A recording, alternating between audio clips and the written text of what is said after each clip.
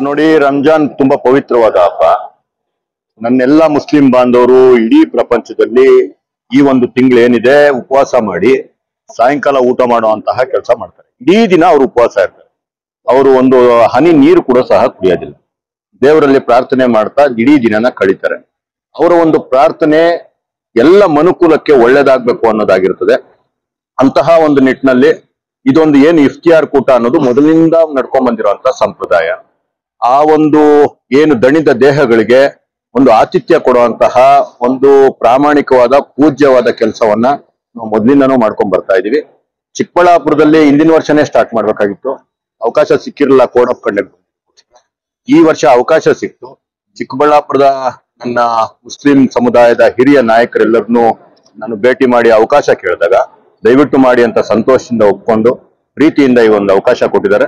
ಆ ಒಂದು ಸಂದರ್ಭದಲ್ಲಿ ನಾನಿವತ್ತು ಅವರಿಗೆ ಒಂದು ಆತಿಥ್ಯ ಕೊಡುವಂತ ಕೆಲಸ ನೋಡಿ. ಬಿಜೆಪಿ ಅಂತಂದ್ರೆ ಯಾರೋ ಒಂದು ಸಮುದಾಯಕ್ಕೆ ಸೀಮಿತವಾಗಿರೋ ಪಕ್ಷ ಅಲ್ಲ.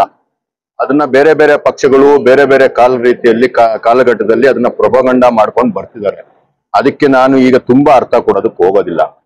ಅದನ್ನೆಲ್ಲ ಮೀರಿ ನನ್ನ ಏನು ಸಮುದಾಯ ಇದೆ, ಮುಸ್ಲಿಂ ಸಮುದಾಯ ಇರ್ಬೋದು, ಕ್ರಿಶ್ಚಿಯನ್ ಸಮುದಾಯ ಇರ್ಬೋದು, ಹಿಂದೂಗಳು, ಜೈನರು ಎಲ್ಲರ ಜೊತೆ ನಿಂತ್ಕೊಳ್ಳುವಂತಹ ಕೆಲಸ ನನ್ನ ದೇಶದ ಪ್ರಧಾನ ಮಂತ್ರಿಗಳು ಮಾಡಿದ್ದಾರೆ. ನನ್ನ ರಾಜ್ಯದ ಮುಖ್ಯಮಂತ್ರಿಗಳಾದ ಯಡಿಯೂರಪ್ಪನವರು ಸಹ ಮಾಡಿದ್ದಾರೆ. ಅದೇ ಹಾದಿಯಲ್ಲಿ ನಾವು ಸಹ ಎಲ್ಲ ಸಮುದಾಯಗಳನ್ನ ಜೊತೆಗೆ ತಗೊಂಡು ಹೋಗುವಂತ ಕೆಲಸನ ನಾವು ಮಾಡ್ಬೇಕಾಗಿದೆ. ಮುಂದಿನ ಪೀಳಿಗೆಗೆ ನಾವು ಒಂದು ಸಂದೇಶ ಕೊಡ್ಬೇಕಾಗಿದೆ. ನಾವೆಲ್ಲರೂ ನಮ್ಮಲ್ಲಿ ಏನೇ ಭೇದ ಭಾವಗಳಿದ್ರು ಅದೆಲ್ಲ ತಾತ್ಕಾಲಿಕ. ಅವುಗಳನ್ನ ಸರಿ ಮಾಡ್ಕೊಂಡು ಮುಂದಕ್ಕೆ ಹೋಗುವಂತಹ ಪ್ರಬುದ್ಧತೆ ನನ್ನೆಲ್ಲ ಜನಗಳಿಗಿದೆ. ನಾವೆಲ್ಲ ಜೊತೆಯಲ್ಲೇ ಇರ್ತೀವಿ. ರಾಜಕೀಯನೇ ಬೇರೆ, ಈ ಒಂದು ಸಂಬಂಧಗಳೇ ಬೇರೆ. ನಾನು ಈ ರೀತಿಯ ಏನು ಇಫ್ತಿಯಾರ್ ಕೂಟನ ಇವತ್ತು ಫಸ್ಟ್ ಮಾಡ್ತಿಲ್ಲ. ನನ್ನ ಗ್ರಾಮ ಪೆರೇಸಂದ್ರದಲ್ಲಿರ್ಬೋದು, ಮಂಡಿಕಲ್ ಹೋಬಳಿಯಲ್ಲಿರ್ಬೋದು, ನನ್ನ ಶಕ್ತಿಯಾನುಸಾರ ನಾನು ಅವತ್ತಿಂದನೂ ಮಾಡ್ಕೊಂಡ್ ಬರ್ತಾ ಇದ್ದೀನಿ. ಅದನ್ನ ರಾಜಕೀಯ ಬಣ್ಣ ಕಟ್ಟಿ ನಾನು ಯಾವತ್ತೂ ನೋಡಿಲ್ಲ. ನಾನು ಏನೇ ಸರ್ವಿಸ್ ಮಾಡಿದ್ರು ಈ ಸಮಾಜದಲ್ಲಿ ಆ ಸರ್ವಿಸ್ ನ ತಗೊಂಡ್ಬಂದು ರಾಜಕೀಯ ಲಾಭ ಪಡೆಯುವಂತಹ ಹೀನ ಕೆಲಸಕ್ಕೆ ನಾನು ಇದುವರೆಗೂ ಕೈ ಹಾಕಿಲ್ಲ. ಅಂತದನ್ನ ನಾನೇನು ಎಕ್ಸ್ಪೆಕ್ಟೂ ಮಾಡಲ್ಲ. ಮುಂದಿನ ದಿನಗಳಲ್ಲಿ ಏನೇ ಸೈದ್ಧಾಂತಿಕವಾಗಿ ಇವರು ನಾನೇ ಬೇಕಂದ್ರೆ ಹಿಂದೆ ಮುಂದೆ ನಾವು ಒಬ್ರಿಗೊಬ್ರು ಎದುರಾಳಿಗಳಾಗ್ಬೋದು. ಈಗ ನನ್ನ ಜೊತೆ ನಿಂತಿರೋರು ಎದುರಾಳಿಗಳಾಗ್ಬೋದು. ಎಲೆಕ್ಷನ್ ಆಗೋದ್ಮೇಲೆ ಮತ್ತೆ ಅವ್ರು ನನ್ನ ಸ್ನೇಹಿತರೆ. ರಾಜಕೀಯ ಮತ್ತೆ ಪ್ರಜಾಪ್ರಭುತ್ವಕ್ಕೆ ಮತ್ತೆ ಸಂಬಂಧಗಳಿಗೆ ಕರೆಕ್ಟ್ ಆಗಿ ನಾವು ಅರ್ಥಗಳನ್ನ ತಿಳ್ಕೊಂಡ್ರೆ ಬದುಕು ಸುಂದರವಾಗಿರ್ತದೆ. ನಿಜಕ್ಕೂ ಅಂತಹ ಒಂದು ಕಲ್ಪನೆ ಅಂತಹ ಒಂದು ಭಾರತ ನನ್ನ ಒಂದು ಕಲ್ಪನೆ. ಆ ರೀತಿ ಒಂದು ದಿವಸ ಬರ್ಲಿ, ನಾವೆಲ್ಲರೂ ಚೆನ್ನಾಗಿರ್ಲಿ ಅನ್ನೋದು ನನ್ನ. ಈ ಒಂದು ಪವಿತ್ರವಾದ ರಂಜಾನ್ ಹಬ್ಬ ಏನ್ ನಡೀತಿದೆ, ಈ ತಿಂಗಳು ಏನಿದೆ, ಈ ಒಂದು ತಿಂಗಳಲ್ಲಿ ತಾವೆಲ್ಲ ಏನು ಮನಸ್ಸನ್ನ ಶುದ್ಧಿ ಮಾಡ್ಕೊಂಡು ದೇಹವನ್ನ ದಂಡಿಸಿ ಏನು ತಾವೆಲ್ಲ ತಮ್ಮ ದೇವರಲ್ಲಿ ಪ್ರಾರ್ಥನೆ ಮಾಡ್ತಿದ್ದೀರಾ, ನಾನ್ ನಿಮ್ಮೆಲ್ಲರನ್ನು ಕೇಳ್ಕೊಂತೀನಿ. ನಿಮ್ಮ ಪ್ರಾರ್ಥನೆ ನಿಮ್ಗೊಬ್ಬರಿಗೆ ಮಾತ್ರ ಸೀಮಿತ ಆಗೋದ್ ಬೇಡ. ಇಡೀ ದೇಶಕ್ಕೆ, ಇಡೀ ಮನುಕುಲಕ್ಕೆ ಒಳ್ಳೇದಾಗುವಂತಹ ನಿಮ್ದು ಪ್ರಾರ್ಥನೆ ಆಗ್ಬೇಕು.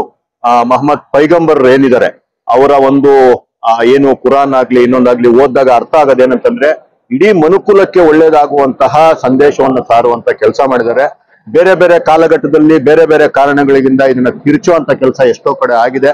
ಅದನ್ನೆಲ್ಲ ತಾವು ಗಮನಿಸ್ಬೇಕು. ತಾವೆಲ್ಲರೂ ಎಸ್ಪೆಷಲಿ ನಾನು ಚಿಕ್ಕಬಳ್ಳಾಪುರದ ಮುಸ್ಲಿಂ ಜನತೆ ತುಂಬಾ ಪ್ರಬುದ್ಧರಿದ್ದೀರಾ, ವಿದ್ಯಾವಂತರಿದ್ದೀರಾ. ಅದನ್ನ ಅರ್ಥ ಮಾಡ್ಕೊಂಡು ಇಡೀ ದೇಶ ಕಟ್ಟೋ ಕೆಲಸ ಮಾಡ್ಬೇಕು. ನಿಮ್ಮ ಪ್ರಾರ್ಥನೆ ಇಡೀ ದೇಶಕ್ಕೆ ಒಳ್ಳೇದಾಗ್ಬೇಕು ಅಂತ ಈ ಮುಖಾಂತರ ಅವ್ರಿಗೆಲ್ಲರಿಗೂ ನಾನು ಸವಿನಯವಾಗಿ ಕೇಳ್ಕೊತಾ ಇದ್ದೀನಿ. ನೋಡಿ, ನಾನು ಅದನ್ನೇ ಹೇಳ್ತಾ ಇದ್ದೀನಿ, ಬೇರೆ ಬೇರೆ ಕಾಲಘಟ್ಟದಲ್ಲಿ ರಾಜಕೀಯ ಬೇರೆ ಬೇರೆ ನಡೀತದೆ. ಆದ್ರೆ ಈ ನನ್ನ ಏನು ಭಾರತೀಯ ಜನತಾ ಪಕ್ಷ ಇದೆ, ಅಬ್ದುಲ್ ಕಲಾಂ ರವ್ರನ್ನ ರಾಜಕೀಯನೇ ಗೊತ್ತಿಲ್ದಿರೋಂಥವ್ರನ್ನ, ಆದ್ರೆ ತುಂಬಾ ದೇಶಕ್ಕೆ ಸಾಧನೆ ಮಾಡಿದಂಥವ್ರನ್ನ ಗುರುತಿಸಿ ರಾಷ್ಟ್ರಪತಿ ಮಾಡಿದ್ ಯಾರು? ನನ್ನ ಬಿಜೆಪಿ ಪಕ್ಷ. ಇದನ್ನೆಲ್ಲ ಗಮನಿಸೋದೇ ಇಲ್ಲ.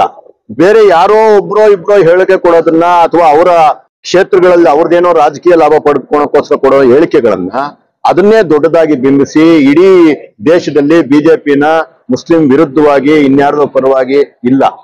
ಬಿಜೆಪಿ ದೇಶದ ಪರವಾಗಿದೆ. ದೇಶವನ್ನ ಕಟ್ಟೋದ್ರಲ್ಲಿ ನಮಗೆ ಮುಸ್ಲಿಮರು ಬೇಕು, ಹಿಂದೂಗಳು ಬೇಕು, ಪ್ರತಿ ಸಮುದಾಯದವರು ಬೇಕು. ಅವ್ರನ್ನೆಲ್ಲ ಸೇರಿ ಕಟ್ಟುವಂತಹ ಕೆಲಸ ಮುಂದಿನ ದಿನಗಳಲ್ಲಿ ಆಗ್ತಿದೆ. ಈ ದಿನಗಳಲ್ಲಿ ರಾಜಕೀಯನ ಇಲ್ಲಿ ತರೋದು ನಂಗೆ ಇಷ್ಟ ಇಲ್ಲ.